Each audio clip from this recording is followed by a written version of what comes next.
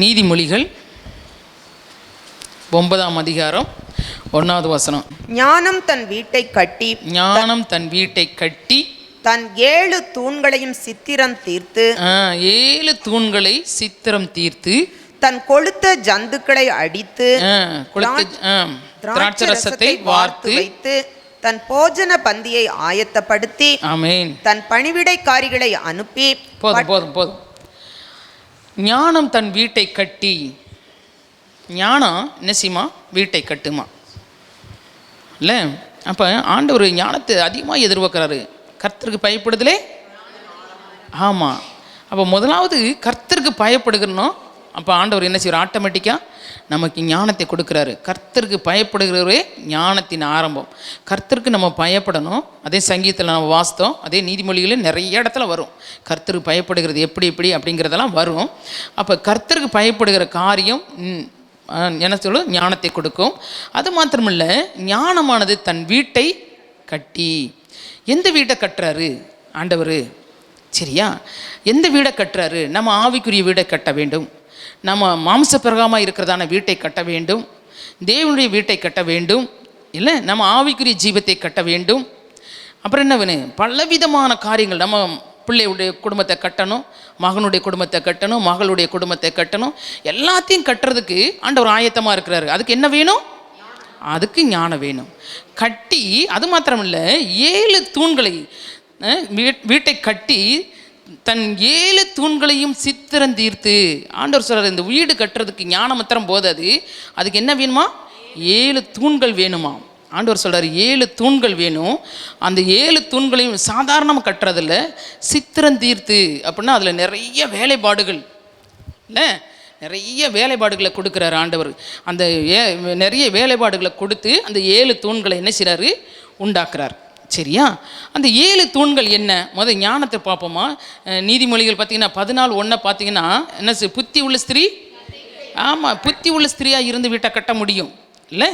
அதுக்கடுத்து பார்த்தீங்கன்னா நீதிமொழி 24:3 பார்த்தீங்கன்னா ஞானம் உள்ளவன் என்ன செய்வான்? வீட்டை கட்டுவான். இந்த 2 பேரும் சேர்ந்து தான், கணவன் ஞானமாக இருக்கணும், மனைவி எப்படி இருக்கணும்?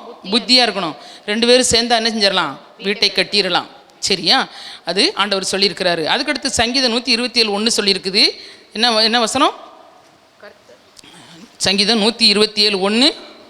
கர்த்தர் வீட்டை கட்டாராகில். ஆமாம், கர்த்தர் வீட்டை கட்டணும். அதில் வீடை கட்டுறதில் பார்த்தீங்கன்னா அதை கட்டுறவனுடைய பிரயாசம் விருதா. சரியா? அப்போ கர்த்தர் தான் வீட்டை என்ன செய்யணும்? கட்டுறவராக இருக்கணும்.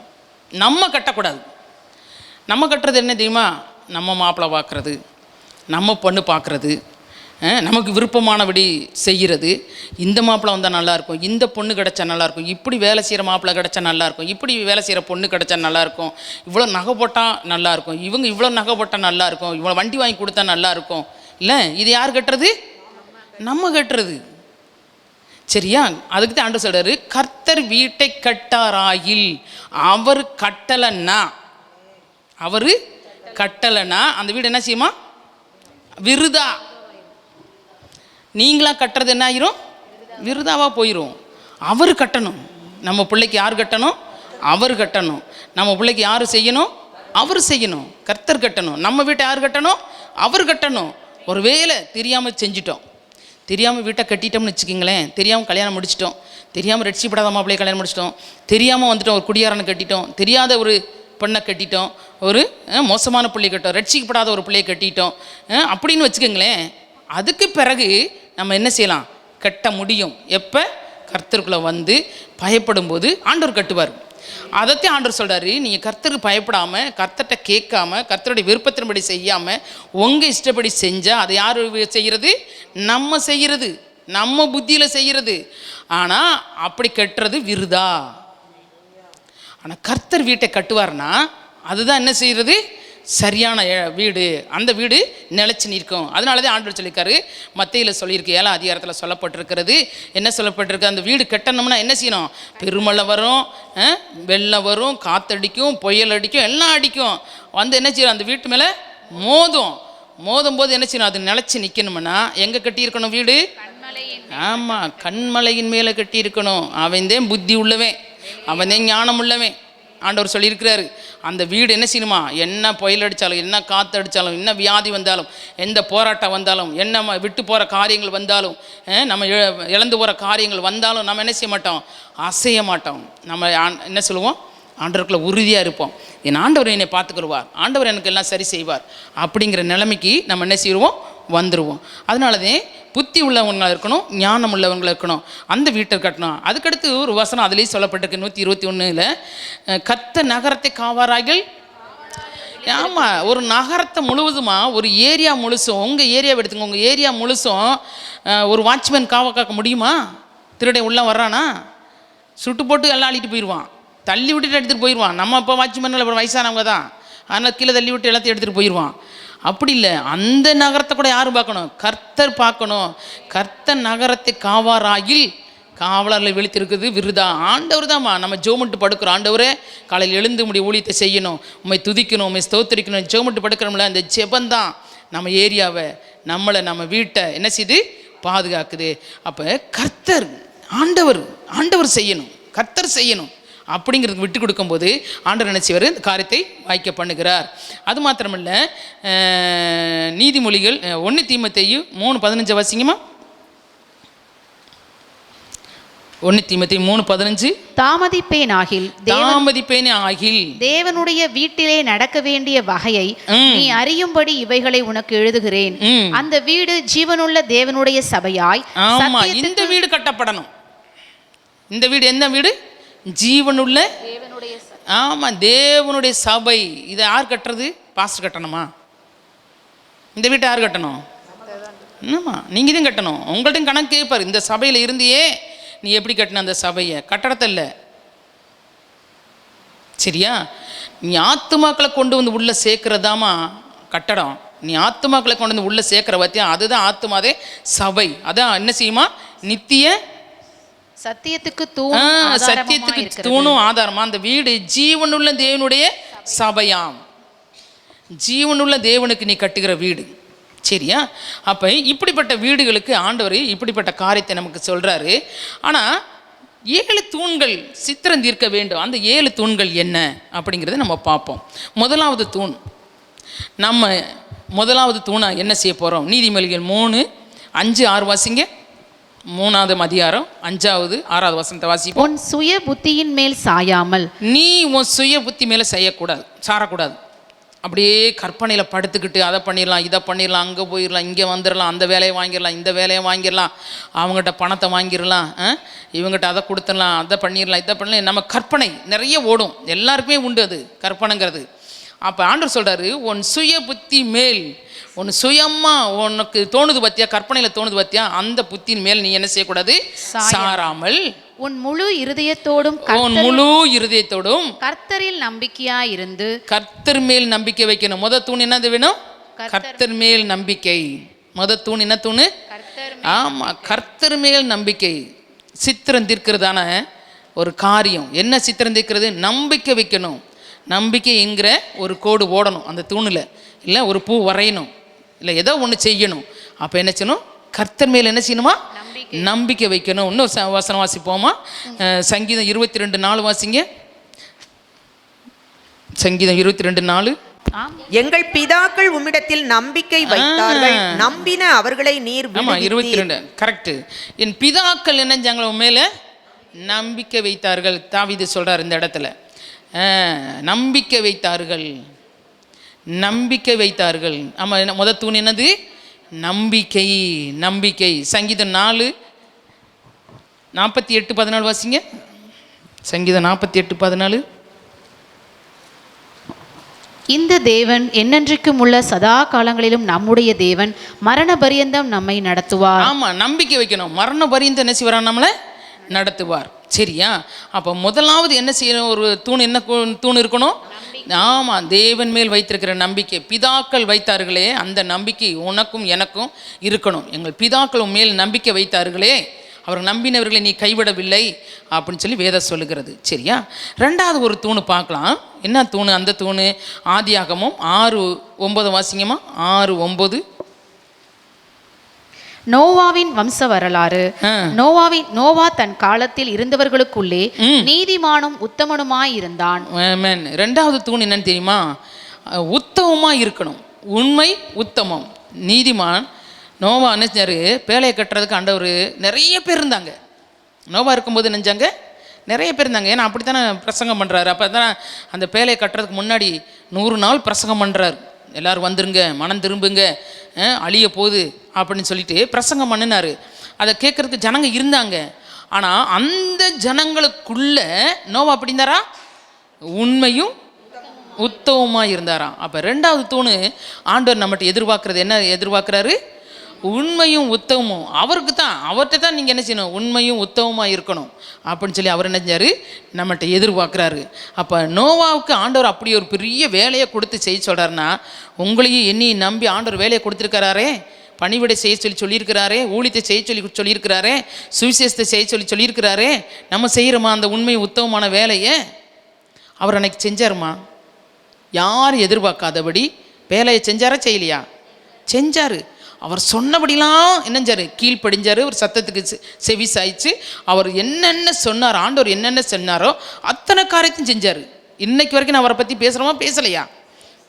அப்போ உண்மையும் உத்தமமும் நமக்கு என்ன செய்யணும்? வேணும். நீதிமொழிகள் 10:9 வாசிங்க. நீதிமொழிகள் 10:9. உத்தமமாய் நடக்கிறவன் பத்திரமாய் நடக்கிறான். ஆமாம், பார்த்தீங்களா? உத்தமமாக நடக்கிறவன் எப்படி நடக்கிறானா? ஆமாம், பயப்பட வேண்டியதே இல்லை. நீ எங்கேயும் பயப்பட வேண்டியதில்லை. கோர்ட்டுக்கு போனால் கூட நீ என்ன செய்யக்கூடாது? பயப்பட வேண்டாம். நீ எப்படி நடக்கிற? ஆமாம், உத்தமமாக நடக்கிற. தேவனுக்கு உத்தமம் ரொம்ப முக்கியமான காரியம். அவர் ரொம்ப விரும்புகிற காரம். எப்படி என்னத்தை ஆண்டவர் கேட்குறாரு? பலியை பார்க்கிலும் கீழ்ப்படிதலே உத்தமம். ஆமாம், அப்போ பலி செலுத்துறதை கூட ஆண்டவர் என்ன செய்யலை? அதிகமாக விரும்பலை. எதில் விரும்புகிறாரு? உத்தமத்தில், கீழ்ப்படுகிறதுல. அதெல்லாம் என்ன செய்கிறாரு? விரும்புகிறாரு. அப்போ நம்ம என்ன செய்யணும்? உத்தமத்தில் நம்ம என்ன செய்யணும்? சரியாக இருக்கணும். ரெண்டாவது தூண் என்னது? உண்மையும் உத்தமமும். சரியா? அப்போ அதோடு அப்படி விடலை ஆண்டவர். உபாகமும் அது வேணாம், உபாகமாக வேணாம். 28 நீதிமொழிகள் 28:18 வாசிமா. உத்தமனாய் நடக்கிறவன் ரட்சிக்கப்படுவான். ஆமாம், பார்த்தீங்களா? உத்தமமாக நடக்கிறவனுக்கு ஒருவேளை ஆண்டவர் அறியாமல் உத்தமமாக நடக்கிறான்னு வச்சுக்கோங்களேன், அவனுக்கு ஒரு நாள் ஆண்டவர் வெளிப்படுவார். அவனுக்கு சத்தியம் தெரிஞ்சிடும்.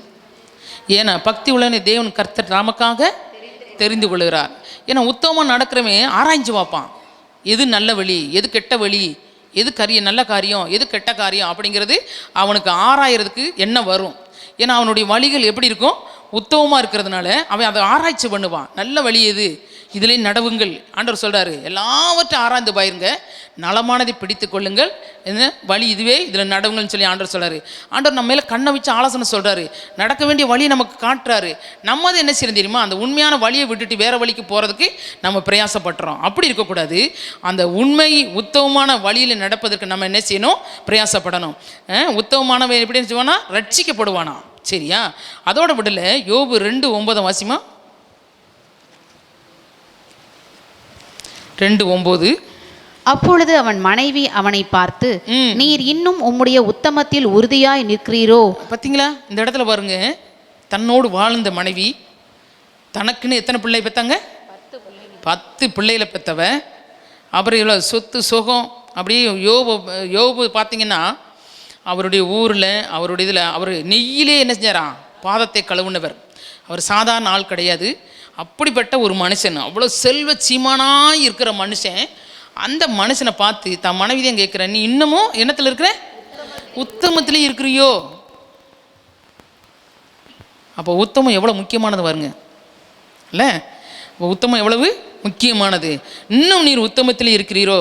ஆனால் அவர் என்னஞ்சார்? ஆண்டவருக்கு பயந்து நடக்கிற மனுஷன். அப்போ அந்த ஆண்டவருக்கு பயந்து நடக்கிற மனுஷர்கள் எப்படி இருப்பாங்க? உண்மையாக இருப்பாங்க, உத்தமமாக இருப்பாங்க. யோபு உத்தமமாக இருக்கார். பேலை செய்கிறவர் யார்? நோவா என்ன செஞ்சார்? உத்தமனாக இருந்ததுனால தான் ஆண்டவர் பேலை கட்டுற வேலையை அவர்கிட்ட கொடுத்தார். சரியா? யோபு உத்தமனாக இருந்ததுனால தான் மறுபடியும் ரெட்டிப்பான ஆசீர்வாதங்களை பெற்றுக்கொள்ள தகுதி உள்ள ஒரு மகனாக இருந்தான். ஆமென். ஆமாம், நம்மளும் அப்படி இருந்தோம்னா இழந்து போனது எல்லாத்தையும் நம்மளால் பெற முடியும். ஆண்டவர் நம்ம கொடுப்பாரு. நம்மகிட்ட ஆனால் நம்மள்கிட்ட எதிர்பார்க்குறாரு. என்னத்தை எதிர்பார்க்குறாரு? உத்தமத்தை எதிர்பார்க்குறாரு. அப்போ நம்ம என்ன செய்யணும்? உத்தமமாக இருக்கணும். சரி, அடுத்து ஆண்டவர் சொல்கிறாரு நீதிமொழிகள் 11:5 வாசிமா. 11:5, 11:20. உத்தமனுடைய நீதி அவன் வழியை செம்மைப்படுத்தும். ஆமாம், உத்தமமாக நடக்கிறவனுடைய வழி அவனை செம்மப்படுத்துமா. அவனுடைய போகிற வழி காரியங்கள் எல்லாம் என்ன செய்ய அவனை செம்மைப்படுத்தும். அதே 11:20, மாறுபாடு உள்ள இருதயமுடையவர்கள் கர்த்தருக்கு அருவருப்பானவர்கள், உத்தம மார்க்கத்தாரோ அவருக்கு பிரியமானவர்கள். ஆண்டவருக்கு பிரியமான பிள்ளையா நீ இருக்கணுமா? உன்னுடைய வழிகள் எப்படி இருக்கணும்? உத்தமமாக இருக்கணும். ஆண்டவருக்கு பிரியமா நீ நடக்கணும் அப்படின்னு நினச்சினா உன்னுடைய வழி எப்படி இருக்கணும்? உத்தமமாக இருக்கணும். அதே 12:6 வாசித்து பாருங்க. 13:6, 12:6 வாசிமா.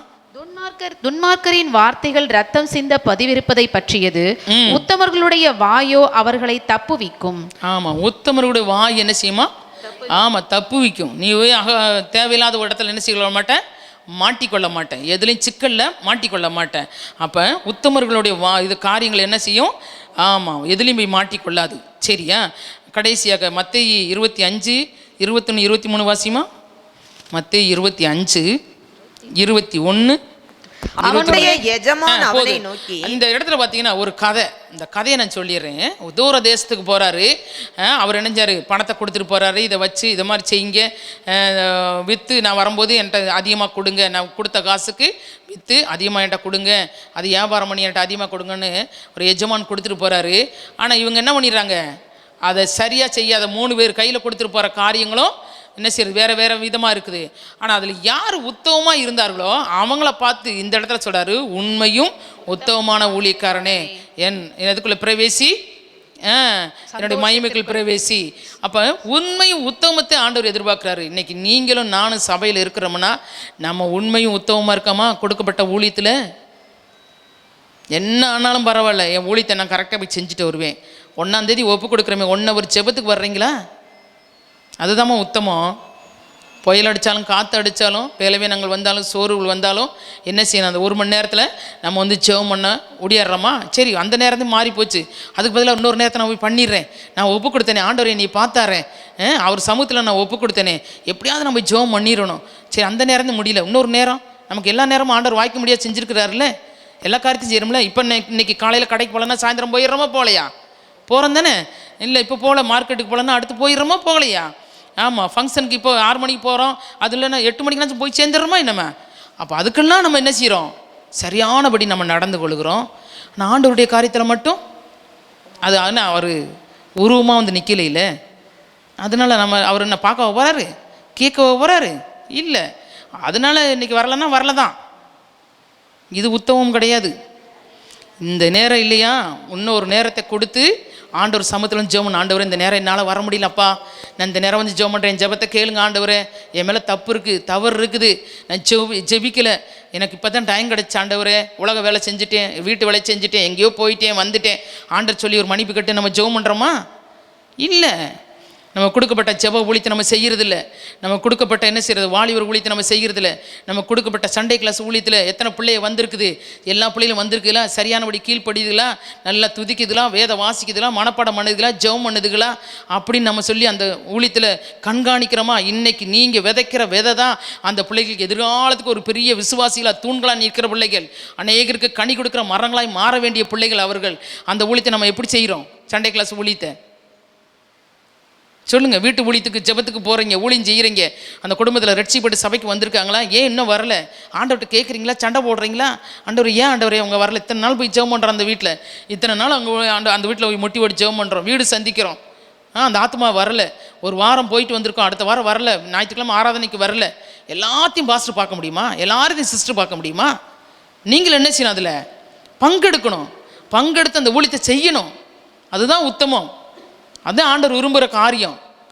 நம்ம என்ன செய்யறதில்ல, செய்யறதில்ல. நமக்கு சமயம் கிடைச்சா நம்ம செய்வோம், சூழ்நிலை வாச்சா செய்வோம், நமக்கு உடம்பு நல்லா இருந்தால் செய்வோம், இல்லாட்டினா அதெல்லாம் தேவையில்லை.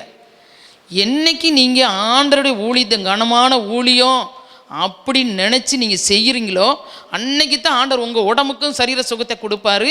நீங்கள் என்ன செய்வீங்க? சரியாக ஆவீங்க. நீங்கள் என்னைக்கு அந்த ஊழியத்தை அற்பமாக நினைக்கிறீங்களோ, எண்ணமற்று போகிற மாதிரி நினைக்கிறீங்களோ, அது வரைக்கும் நமக்கு ஆசீர்வாதம் கிடைக்கவே கிடைக்காது. ஆண்டவர் ஊழியம் கனமான ஊழியம் சொல்லி நீங்கள் நினைக்கணும். சரியா? உங்களுக்கு எல்லாம் தெரிஞ்சிருக்கிற கதை தான். நான் மறுபடியும் அந்த கதையை சொல்கிறேன்.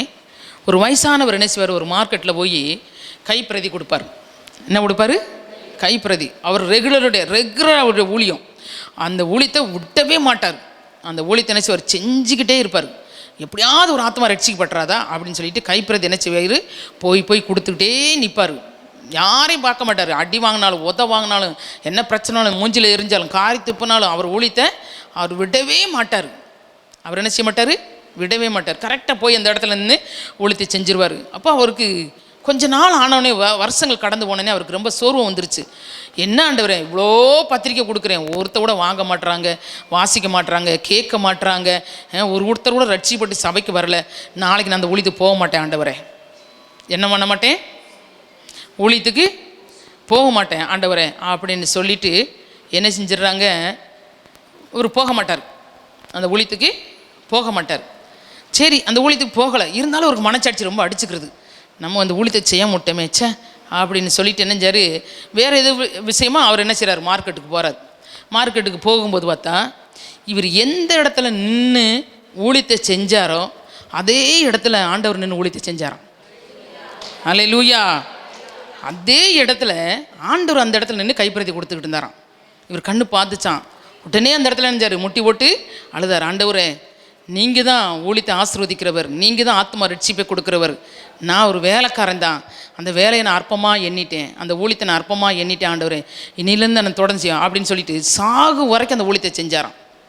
அவர் செத்த பிறகு அத்தனை ஆத்மாக்கள் வந்து சாட்சி சொன்னாங்களாம், இவ்வளோ இந்த கைப்பிரதி மூலமாக நான் ரட்சிக்கப்பட்டேன், இந்த வசனத்தை வாசித்து ரட்சிக்கப்பட்டேன், இந்த பிரதியை நான் வாசித்து நான் ரட்சிக்கப்பட்டேன் அப்படின்னு சொல்லிட்டு. நான் என்ன சொல்கிறேன்னா, நீங்கள் செய்ய வேண்டிய ஊழியத்தை ஒப்பு கொடுத்து நீங்கள் செய்யலைன்னா உங்கள் இடத்துல ஆண்டவர் வந்து நிற்பார். நீங்கள் வெக்கப்பட்டு நிற்கணும், தலை குனிஞ்சு நிற்கணும்.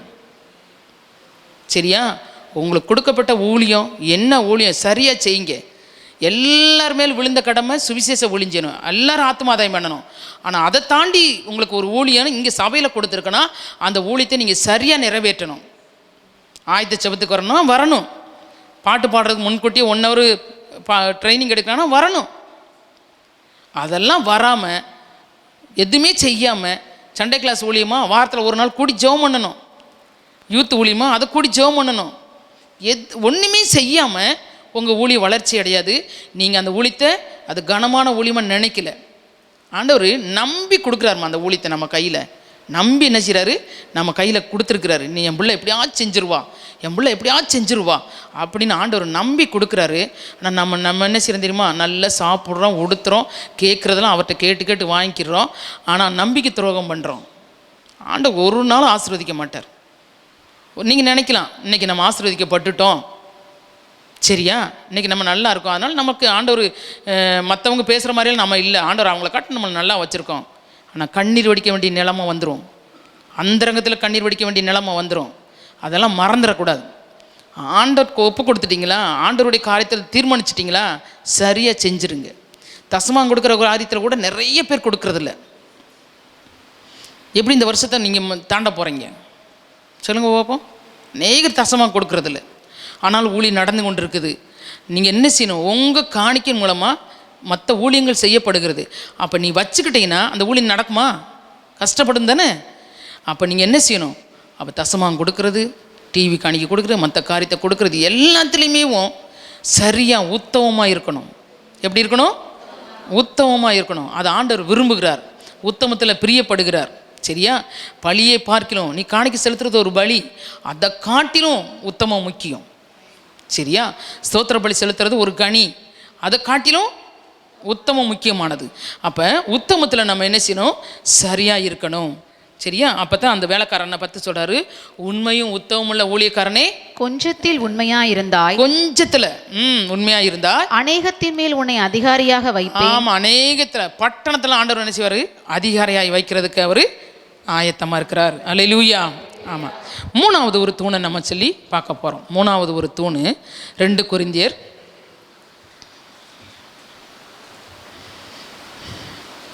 14 அதிகாரம். சரி, 2 கொரிந்தியர் 8 அதிகாரம் 2வது வசனத்தை வாசிங்க. அவர்கள் மிகுந்த உபத்திரவத்தினாலே சோதிக்கப்படுகையில் கொடிய தரித்திரமுடையவர்களாய் இருந்தும் தங்கள் பரிபூரண சந்தோஷத்தினாலே மிகுந்த உதாரத்துவமாய் கொடுத்தார்கள். ஆமென். மூணாவது ஒரு தூண் என்ன தூணுனா உதார குணம். உதார குணமாய் அவங்களுக்கு என்ன செய்யறது? நம்ம உதவி செய்கிறது. நமக்கு இல்லைன்னு வச்சுக்கோங்களேன், மற்றவங்களுக்கு கொடுக்கறது தான் அது என்ன குணம்? உதார குணம். அந்த வசனத்தை மறுபடியும் வாசிங்க சிஸ்டர். நிறுத்தி அவர்கள் மிகுந்த உபத்திரவத்தினாலே சோதிக்கப்படுகையில் கொடிய தரித்திரமுடையவர்களாய் இருந்தும் இருந்தாங்க. எங்க இது கொரிந்து சபையில சொல்றது காரியம். தங்கள் பரிபூரண சந்தோஷத்தினாலே அவங்க கொடிய தரித்திரம் உள்ளவர்கள் தான். அவங்கள்ட்ட ஒண்ணுமே இல்லை, இருந்தாலும் அவங்க என்ன செய்யறாங்களா? தங்களுடைய பரிபூர்ண சந்தோஷம் மனப்பூர்வமாய் சந்தோஷத்தினாலே மிகுந்த உதாரத்துவமாய் கொடுத்தார்கள். மிகுந்த உதாரத்துவமாய் கொடுத்தார்கள். எங்க? ஊழியத்துக்கு. எங்க கொடுத்தாங்க? ஆமா, கொடிய தரித்திரம் உள்ளவர்கள் தான். ஆனா அவங்களுக்குள்ள என்னன்னா நிறைவான ஒரு சந்தோஷம். அந்த சந்தோஷத்தினால என்ன செஞ்சாங்க? உதாரத்துவமாக என்ன செஞ்சாங்களா? ஊழியத்துக்கு கொடுத்தாங்களாம். சரியா? இப்போ மூணாவது குணம் என்ன தூண் இருக்கணும்? உதார குணம் இருக்கணும். அது மூணாவது தூணு. நீதிமொழிகள் 11:24-25 வாசிமா. நீதிமொழிகள் 11ஆம் அதிகாரம் 24-25. வாரி இறைத்தும் விருத்தி அடைவாரும் உண்டு. ஆமா, வாரி இறைத்து விருத்தி அடைவாரும் உண்டு. அதிகமாய் பிசினித்தனம் பண்ணியும் வறுமை அடைவாரும் உண்டு. உதார குணமுள்ள ஆத்துமா செழிக்கும். பாத்தீங்களா? உதார குணமுள்ள ஆத்துமா செழிக்கும். அப்ப அது என்ன சொல்றது? உதார குணம்னா எதையும் தனக்குன்னு வச்சுக்கிறாது. தனக்கு இருக்குதோ இல்லையோ மற்றவங்களுக்கு கொடுக்கணும். அவங்க சாப்பிட்றத பார்த்து சந்தோஷப்படுறது, அவங்க உடுத்துறத பார்த்து சந்தோஷப்படுத்துறது, இல்லை அவங்க செய்கிறத பார்த்து, அந்த பிள்ளை படிக்கிறத பார்த்து சந்தோஷப்படுகிறது, அந்த பிள்ளை நல்லா உடுத்திட்டு வர்றதை பார்த்து நம்ம சந்தோஷப்படுறது, இல்லை அவங்க நல்லா குணமாயிட்டாங்க அப்படின்னு பார்த்து சந்தோஷப்படுறது. எப்படி? நம்ம செஞ்சு அவங்க அப்படி வரும்போது நம்ம சந்தோஷப்படணும். அதுதான் உதார குணம் இல்லையா? நம்ம நல்லா உடுத்திட்டு அவங்களுக்கு பாவம் கிழிஞ்ச சேலை கிழிஞ்ச சட்டை உடுத்திட்டு வரும்போது அவங்கள பார்த்து நம்ம அப்படி திரும்பிட்டு போகிறதில்ல. உதார குணம். சரியா? நம்ம என்ன செய்யணும்? நமக்கு இருக்கோ இல்லையோ அவங்க நம்ம கொடுத்து அவங்க நல்லா உடுத்திட்டு வர்றாங்களா, பயங்கர சந்தோஷம் இல்லை? அதைத்தான் ஆண்டவர் சொல்லியிருக்காரு. மத்தேயுல தான் சொல்லியிருக்கிறாரு. என்ன சொல்லியிருக்காரு தெரியுமா? நீ உனக்கு எப்படி எடுக்கணும், எப்படி உடுத்தணும், எப்படி இருக்கணும் அப்படின்னு சொல்லி நீ நினைக்கிறியோ அதை யாருக்கு செய்யணும்? மற்றவங்களுக்கு செய்யணும். வசனம் அப்படி தான் போட்டிருக்கு. நீ என்ன மாதிரி உடுத்தணும், உனக்கு மற்றவங்க செஞ்சால் என்ன மாதிரி நீ எதிர்பார்க்குறியோ அதை நீ என்ன செய்யணும். அதுதான் ஆண்டவர் விரும்புகிற காரியம். அதுதான் உதாரண குணம். மற்றவங்களுக்கு அவங்களுக்கு எப்படியோ இருட்டு கலராக இருந்தால் கூட பரவாயில்ல, கட்டிட்டு போ. ஆனால் எனக்கு மற்றவங்க பார்த்தா என்ன சந்தோஷப்படணும்.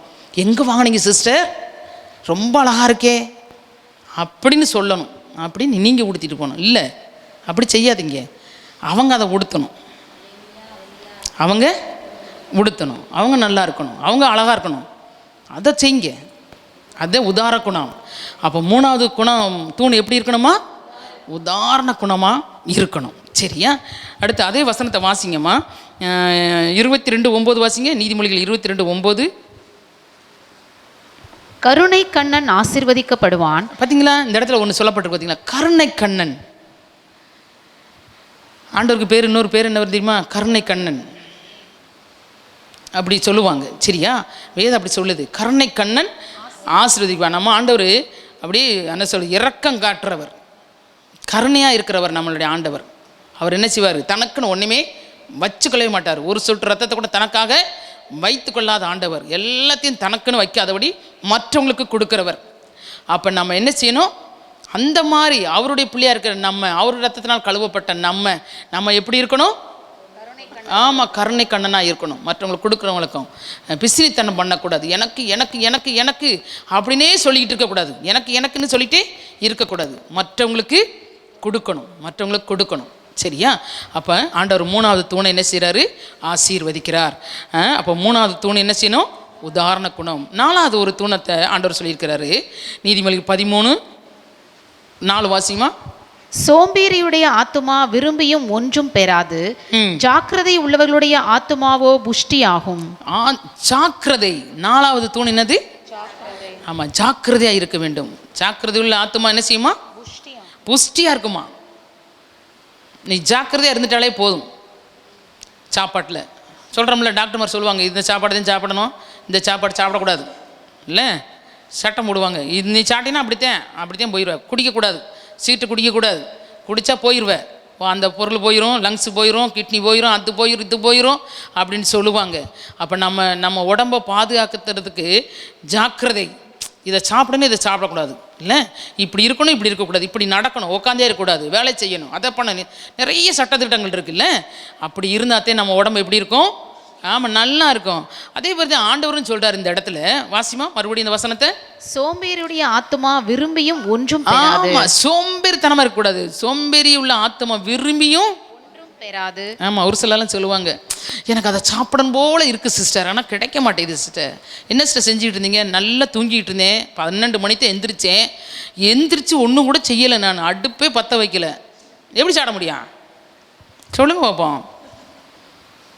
சோம்பேறி ஆத்மா என்ன செய்யும்? விரும்பியும் கிடைக்காது.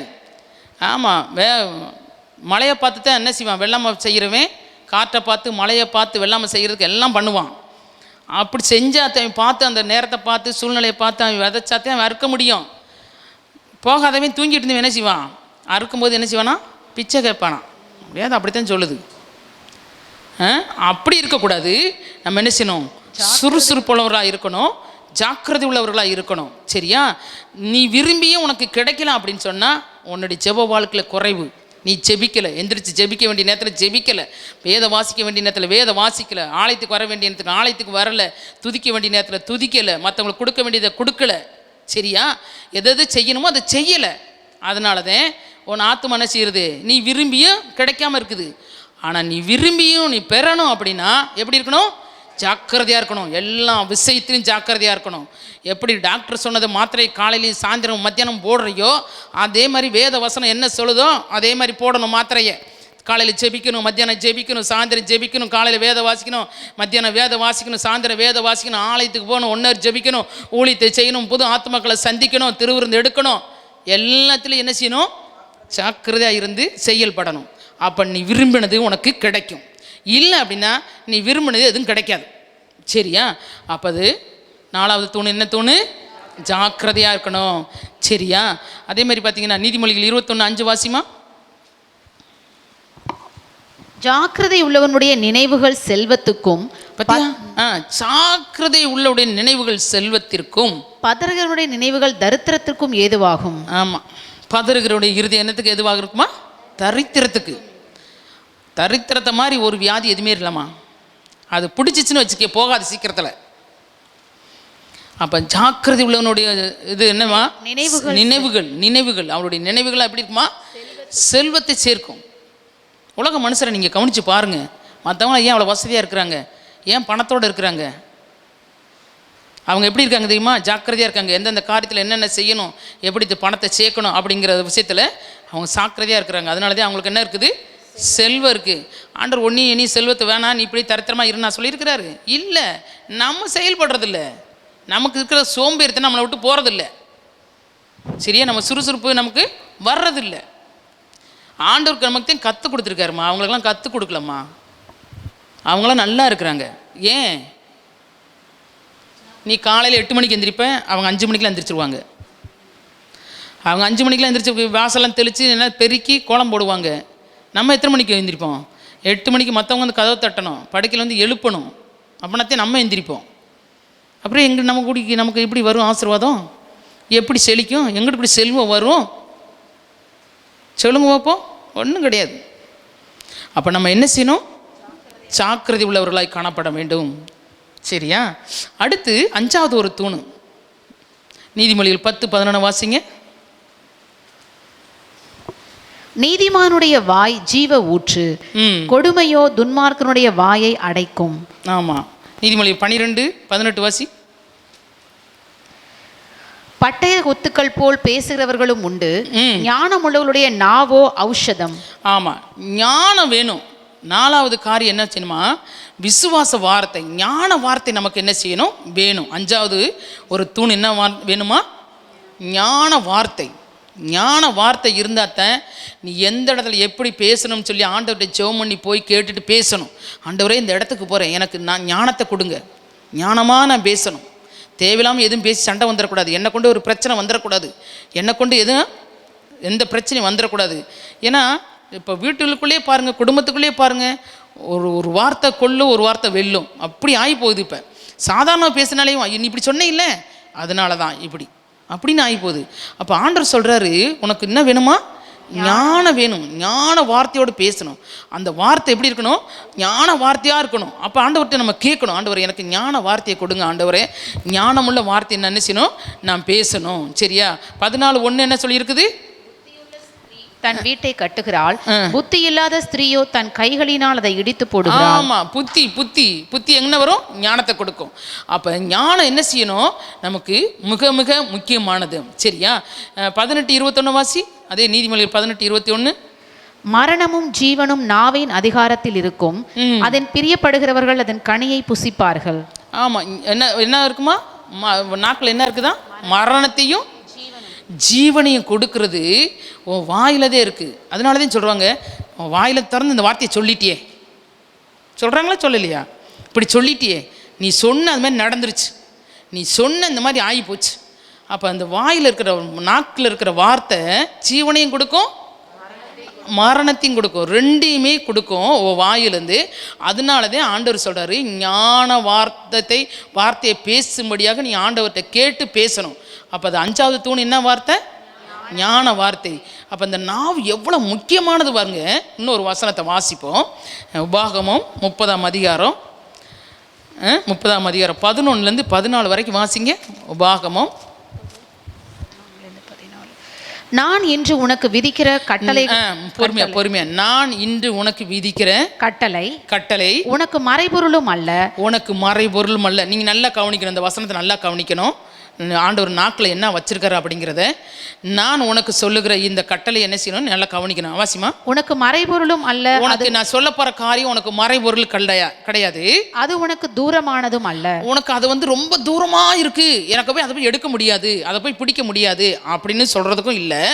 நாங்கள் அதை கேட்டு, நான் அதை கேட்டு அதன்படி செய்யும் பொருட்டு எங்கள் நிமித்தம் வானத்துக்கு ஏறி, ஆமா, அது எனக்கு ரொம்ப உயரத்துல இருக்கு, அது மேல ஏறி போய் வானத்துல போய் எடுத்து கொண்டு வந்து கொடுக்கணும் அப்படிங்கிறதும் இல்லை. அதை எங்களுக்கு கொண்டு வருகிறவன் யார் என்று நீ சொல்லத்தக்கதாக அது வானத்தில் அப்படி இல்ல. அதுக்கு அடுத்து வாசி. நாங்கள் அதை கேட்டு அதன்படி செய்யும் பொருட்டு, நாங்கள் அதை கேட்டு, நீங்க சொல்றபடி நாங்க கேட்டு, உங்களுக்கு தான் நீங்க கேட்டு எங்கள் நிமித்தம் சமுத்திரத்தை கடந்து, அந்த காரியத்தை என்ன செய்யணும்? சமுத்திரத்தை கடந்து கப்பல்ல போய் அந்த கரையில போய் எங்க இருக்குதோ அதை போய் நான் போய் எடுத்துட்டு வரணும், அதை கொண்டு வந்து கொடுக்கறவனும் யாரும் இல்லை. அப்படியும் இல்லை, அந்த மாதிரி பொருளும் கிடையாது. நீ அந்த வார்த்தையின்படியே செய்யும் பொருட்டு, அந்த வார்த்தையின்படியே செய்யும் பொருட்டு அது உனக்கு மிகவும் சமீபமாய், வாயிலையும் உன் இருதயத்திலும் இருக்கிறது. உன் இருதயத்தில் இருக்கு. எங்க இருக்குதா? ஆண்டவர் எவ்வளவு அழகா சொல்றாரு பாருங்க.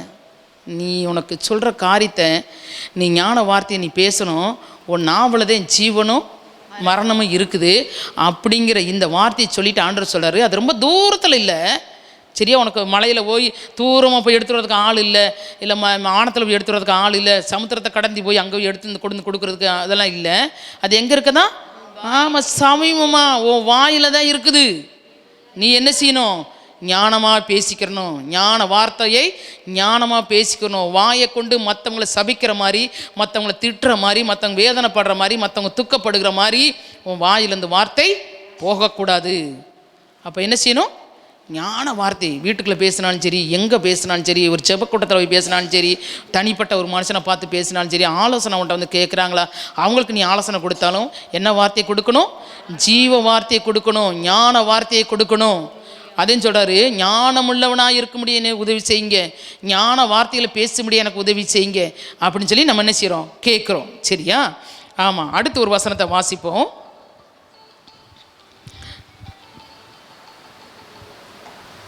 அடுத்து ஒரு வசனத்தை வாசிக்கலாம், ஞான வார்த்தையை பேசும்படியாக. சரியா? அடுத்து 6வது ஒரு தூணு, சீக்கிரமாக வாசிப்போம். நீதிமொழிகள் 22:11 வாசிங்கம்மா. சுத்த இருதயத்தை விரும்புகிறவனுடைய உதடுகள் இனிமையானவைகள், ராஜா அவனுக்கு சிநேகிதன் ஆவான்.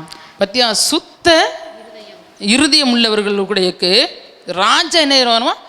சிநேகிதன் ஆயிடுவாராம். எந்த ராஜா? பரலோக ராஜா உனக்கு சிநேகிதரா மாறணுமா? ஆமென். அந்த சிநேகிதரா உனக்கு மாறணும்னா நீ எப்படி இருக்கணுமா? ஆமாம், சுத்த இருதயம் உள்ளவராக இருக்கணும். ஏன் 5வது 6வது தூண் என்னது? ஆமாம், சுத்த இருதயம். சிநேகிதம் இருக்கணும், சிநேகிதம் இருக்கணும். சுத்த இருதயம் இருக்கிறது இல்லை, சிநேகிதம் இருக்கணும். நமக்கு நட்பு இருக்கணும். இன்னைக்கு எத்தனை பேருமே தெரியுமா சிநேகத்தை இழந்துடுறோம், நட்பை இழந்துடுறோம். இல்லை, நம்மளுடைய பேச்சு, அதுக்கே மேலே வார்த்தையை கொடுத்தாரு ஆண்டவர். நம்முடைய பேச்சு, நம்மளோட நடக்கைகள், நம்மளோட வாயிலிருந்து பரப்படுற ஒவ்வொரு சொல்லும் என்னத்தை இழந்துருது? சிநேகத்தை இழந்துருது, உறவை இழந்துருது, நட்பை இழந்துருது. சரியா? அன்பை இழந்துருது. நம்ம என்ன செய்யணும்? சிநேகிதம் பாராட்ட வேண்டும். நீ சரியான இருதயமுள்ளவர்களாக இருந்தானா தேவன் உன்னோடு என்ன செய்வார்? சிநேகிதா இருப்பார். சிநேகிதனே யாரை பார்த்து சொன்னார்? ஆபிரகாம் சிநேகிதான். யூதாஸ் காரியத்தும் காட்டி கொடுத்தவனையும் பார்த்து ஆண்டவர் என்னாரு? சிநேகிதனேன்னு கூப்பிட்டாரு. ஆண்டவர் அவ்வளோ அன்புள்ளவர். அவர் உறவு வச்சுக்கிறதுக்கு அவ்வளோ ஆசைப்படுகிற தெய்வம். ஆனால் நம்மதை என்ன செய்ய தெரியுமா? துரோகம் பண்ணிடுற ஆண்டவருக்கு. சரியா? அப்படி இல்லாதபடிக்கு நம்மளுடைய உறவு என்ன செய்யணும்? நம்ம சிநேகிதம் எப்படி இருக்கணும்? ஆண்டவர் மேலே அதிகமாக இருக்கணும். அப்போ 6வது தூண் என்னது? சிநேகிதம். சரியா? யோவான் 15:13 வாசிமா. யோவான் 15:13 வாசி. ஒருவன் தன் சிநேகிதருக்காக தன் ஜீவனை கொடுக்கிற அன்பிலும் அதிகமான அன்பு ஒருவரிடத்திலும் இல்லை. பார்த்தீங்கன்னா, ஒரு சிநேகிதன் என்ன செய்வானா? தன் சிநேகிதனுக்காக என்னத்தை கொடுப்பானா? ஜீவனை கொடுப்பானா. அதை காட்டில மேலே அன்பு ஒன்றுமே இல்லை. அப்படித்தான் ஆண்டவர் நம்ம மேலே அன்பு வைத்து நம்ம என்ன செய்கிறோம்? நம்ம மேலே அன்பு வச்சு நம்மளை சிநேகிதர் என்று சொல்லி அவர் என்ன செஞ்சார்? ஜீவனை கொடுக்க இந்த பூமிக்கு இறங்கி வந்தார். அல்லேலூயா. ஆமாம், அந்த அன்பை, அந்த உறவை நம்ம நினைச்சக்கூடாது, இழந்துடக்கூடாது. சரியா? அடுத்து ஒரு தூண், 7வது ஒரு தூண். என்ன தூண்? இவங்க இது இத்தனை காரியமும் நமக்குள்ளே இருந்தாலும் 7வது தூண் மிகவும் முக்கியமான ஒரு தூண். வாசிப்போமா? எபேசியர் வாசிக்குமா? எபேசியர் 12:14. எபிரேயர் 12:14 வாசிங்க. எபிரேயர் 12:14. யாவரோடும் சமாதானமாய் இருக்கவும் பரிசுத்தம் உள்ளவர்களாய் இருக்கவும் நாடுங்கள். பரிசுத்தம் இல்லாமல் ஒருவனும் கர்த்தரை தரிசிப்பது இல்லையே. ஆமா, 7வது ஒரு தூண் இருக்குது ஆண்டவர், பரிசுத்தம். எல்லாரும் என்ன செய்யணுமா? பரிசுத்தமாக இருக்கணும். இத்தனை காரியங்கள், 6 காரியங்கள் நம்ம மேலே சொன்னேன். இந்த 6 காரியங்கள் இருந்தும் பரிசுத்தம் இல்லைன்னா ஒன்றுமே இல்லை. பரிசுத்தம் இல்லாமல் தேவனை ஒருவனும் தரிசிக்க முடியாதே. எபிரேயர் தானே? எபிரேயர் 12:15 வாசித்து பாருங்கள். வீட்டில் போய் வாசித்து பாருங்கள். அடுத்து ஒரு சில வசனங்களை நான் சொல்கிறேன் பாருங்கள். அது மாத்திரம் இல்லை, 1 தெசலோனிக்கர் 4:3 வாசிமா. சீக்கிரம் வாசி. அன்றியும் சகோதரரே, நீங்கள் இன்னின்ன பிரகாரமாய் நடக்கவும் தேவனுக்கு பிரியமாய் இருக்கவும் வேண்டும் என்று நீங்கள் எங்களால் கேட்டு ஏற்றுக்கொண்டபடியே அதிகமாய் தேரும்படிக்கு கர்த்தராகிய இயேசுவுக்குள் உங்களை வேண்டிக் கொண்டு புத்தி சொல்கிறோம். 1 தெசலோனிக்கர் தாமா. பரிசுத்தம் உள்ளவர்களாக வேண்டும் என்பதே தேவனுடைய சித்தமாய் இருக்கிறது. ஆமென். அல்லேலூயா. நீங்கள் எப்படி இருக்கணுமா? பரிசுத்தம் உள்ளவர்களாக இருக்கும்போதே ஆண்டவருக்கு சித்தம். சரியா? நீங்கள் என்ன செய்யணும்? இத்தனை காரியங்கள் இருந்தாலும் நீங்கள் என்ன செய்யணுமா? ஆமாம், பரிசுத்தம் உள்ளவர்களாக இருக்க வேண்டும். அதுக்கடுத்து ஒன்று வாசிப்போம். அதே 4:7 வாசிங்க சிஸ்டர். தேவன் நம்மை அசுத்தத்திற்கல்ல பரிசுத்தத்திற்கே அழைத்திருக்கிறார். பார்த்தீங்களா? தேவன் நம்மளை எதுக்கு அழைத்திருக்காரா? பரிசுத்தம் உள்ளதற்கே அழைத்திருக்கிறார், அசுத்தத்திற்கு அல்ல. விட்டு வந்ததை மறுபடியும் போய் திங்கிறதுக்கு இல்லை. சரியா? விட்டுட்டு வந்த பாவத்தை மறுபடியும் போய் தொடர்றதுக்கு அல்ல. விட்டுட்டு வந்த பாவம் என்ன? சண்டையை விட்டு வந்திருப்போம், மறுபடியும் சண்டை. கோபத்தை விட்டு வந்திருப்போம், மறுபடியும் கோபம். விக்கிர ஆராதனை விட்டு வந்திருப்போம், மறுபடியும் விக்கிர ஆராதனை. அப்புறம் என்ன விட்டு வந்திருக்கிறீங்க? பழைய பழக்க வழக்கங்கள் எல்லாம் விட்டு வந்திருப்பீங்க. அதெல்லாம் என்ன செய்வோம்? மறுபடியும் போய் செய்கிற காரியம், மற்றவங்களோடு சேர்ந்து நம்ம என்ன செய்கிறது? ஆண்டவருக்கு பிரியமில்லாத காரியங்களை எல்லாம் செய்கிறதெல்லாம் என்னது? மறுபடியும் செய்கிறது. சரியா? அவங்களை எதுக்கு அழைச்சிருக்கிறாரு ஆண்டவர்? பரிசுத்தத்திற்கு அழைச்சிருக்கிறாரு. நீ விட்டுட்டு வந்த பாவத்தையும் விட்டுட்டு வந்த மற்றதையும் என்ன செய்யுது, நாய் கக்குனதை திரும்ப போல அது போல் நீங்கள் என்ன செய்கிறீங்க தெரியுமா, பழைய காரியங்களுக்கு எல்லாம் என்ன செய்கிறீங்க, திரும்பிடுறீங்க. பொட்டு வைக்க மாட்டேன்னு சொல்லுவீங்க, பொட்டு வச்சுக்கிருவீங்க. பூ வைக்க மாட்டேன்னு சொல்லுவீங்க, அப்புறம் பூ வச்சுக்கிருவீங்க. மெட்டி போட மாட்டேன்னு சொல்லுவீங்க, அப்புறம் மெட்டி போட்டுக்கிருவீங்க. மூக்கத்தி குத்த மாட்டேன்பீங்க, மூக்கத்தி ஊற்றிக்கிருவீங்க. திருவிந்து வாங்கும்போது ஒரு நேரம் மூக்கத்தி கலத்திங்க, மறுநேரம் மூக்கத்தி போட்டுக்கிருவீங்க. திருவிந்து எடுக்கும்போது பொட்டு எடுத்துக்கிருவீங்க, அப்புறம் பொட்டு வச்சுக்கிருவீங்க. இதெல்லாம் வேஷம். இதெல்லாம் என்னது, வேஷம். ஆண்டு பார்க்கல நினைக்கிறீங்களா? ஒருவேளை அந்த மனுஷர் கண்ணுக்கு, இந்த ஊழியக்காரன் கண்ணுக்கு மறைஞ்சிடலாம். ஆண்டவர் நினைச்சுவார், ஒவ்வொரு அணுவாய் நீ ஒவ்வொரு காரியத்தையும் ஆண்டவர் பார்க்குறவர். தேவன் எதற்கு அழைக்கலையா? அசுத்தத்திற்கு உன்னை அழைக்கல, பரிசுத்தத்துக்கு அழைச்சிருக்கிறாரு. பரிசுத்தமாகிறவன் இன்னும் பரிசுத்தமாகட்டும். இன்னும் பரிசுத்தத்துக்கு எல்லையே கிடையாது, எந்த எல்லையும் கிடையாது. இவ்வளோதான் லிமிட்டு அப்படின்லாம் கிடையாது. எந்தெந்த வழியில் பரிசுத்தமாக இருக்கணுமோ அந்தந்த வழியெலாம் பரிசுத்தமாக இருக்கணும். எந்தெந்த காரியத்தில் பரிசுத்தமாக இருக்கணுமோ அந்த காரியத்தில். ஆனால் நம்ம என்ன செய்ய தெரியுமா, ஆண்டவர் சொல்கிறதெல்லாம் ஓரங்கட்டி வச்சுட்டு இன்றைக்கி நடக்கிற உலக காரியங்கள், உலக நாகரீகங்கள், உலக உடுத்துகிற காரியங்கள், வெறிக்கிற காரியங்கள், செய்கிற காரியங்கள் அத்தனையில் என்ன செய்வோம், முக்கியத்துவம் கொடுப்போம். அதில் தான் முக்கியத்துவம் கொடுப்போம். நம்ம அப்பா அம்மா பாட்டி தாத்தா அவங்க சொல்லி வச்சதெல்லாம் என்ன செய்வோம், தூக்கி போட்டுருவோம். ஒருவேளை அவங்க ஆண்டவர் அறியாமையே கூட பார்த்திங்கன்னா அவங்க நல்ல காரியத்தை நமக்கு சொல்லியிருப்பாங்க. அது இப்போ நமக்கு என்ன தெரியுமா, அது பழங்காலத்து மாடல், அது பழங்காலத்து ஸ்டைல் அப்படின்னு சொல்லிட்டு ஓரம் கட்டிடுவோம். ஆண்டவர் சொல்லியிருக்கிறாரு, உன்னை என்ன செஞ்சுருக்கேன், பரிசுத்தத்திற்கென்று அழைத்திருக்கேன், அசுத்தத்திற்கு அல்ல. சரியா? அதே பார்த்திங்கன்னா 4:5 வாசிங்கம்மா. 1 தெசலோனிக்கேயர் 4:5 வாசிங்க. உங்களில் அவனவன் தன் சரீர பாண்டத்தை பரிசுத்தமாயும், அவனவன் தன்னுடைய சரீர பாண்டத்தை பரிசுத்தமாயும் கனமாயும் ஆண்டு கொள்ளும்படி அறிந்து. கனமான பாத்திரம், இந்த பாத்திரம் எங்கே போக வேண்டிய பாத்திரம், ஆண்டவர்கிட்ட போக வேண்டிய பாத்திரம். அந்த கனமான பாத்திரத்தை பரிசுத்தமாக வச்சுக்கோங்க. நீங்கள் அதுக்குள்ளே அசுத்தத்தை போட்டு நிரப்பிட்டீங்கன்னா அங்கே போகாது. ஆண்டு கொள்வார்ல ஆண்டவர்கிட்ட, அங்கே போகாது. சரியா? அப்போ 7வது தூண் என்ன தூண், பரிசுத்தமான அந்த தூண் நமக்குள்ள இருக்கணும்.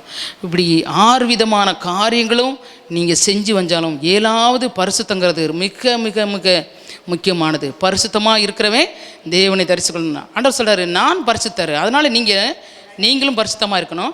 அதுக்கடுத்து ஒரு வசனம் சொல்கிறாரு, நான் பரிசுத்தர் ஆகியால் உங்கள் நடக்கைகள் எல்லாவற்றிலும், உங்கள் செய்கள் எல்லாவற்றிலும் என்ன இருக்கணுமா, பரிசுத்தம் காணப்படணும்.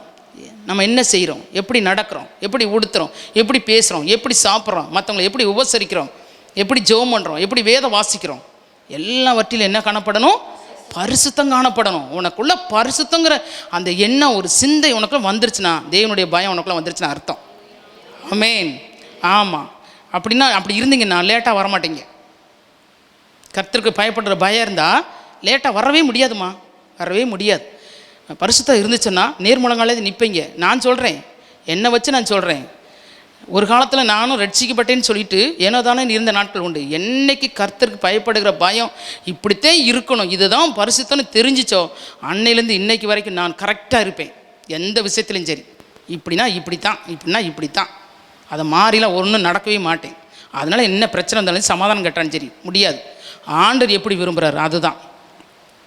ஏன்னு சொன்னால் எங்கள் வீட்டில் ஒரு சில நேரத்தில் ஃபேமிலி ப்ரேயர் பண்ணும்போது எங்கள் பேத்தியை, எங்கள் பிள்ளைய பேசுகிறது, விளையாடுறது எனக்கு பிடிக்கவே பிடிக்காது.